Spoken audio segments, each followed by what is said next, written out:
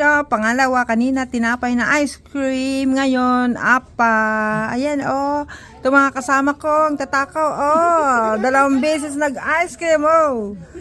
2 beses sila. Ako naman 2 beses. Yung tinapay, punong-puno ng ice cream. Tapos si mother ko, 2 beses din. Inubos ng aking pera. Sarap ng ice cream kasi ang init-init. Sobra. Huh? Apo, mag-ice cream tayo mga Team Kalingap. Andito na, ubos na. Lahat ng kapitbahay may ice cream. Yan, oh. Ubos na yung ice cream mo. Marami pa. Yan, oh. Lahat may ice cream. Yan, oh. Yung tinapay na ice cream. Yan, yung ice cream. Masarap yan. Dapat mo. Masarap, sorbetes. Ako, tinapay din kanina. Yan, kinakain ng bata.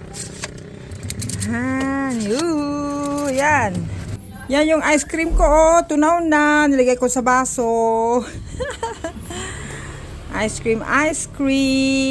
Ang sarap-sarap ng. Tapos ang init dito sa Agoo. Talagang pinagpapawisan ka.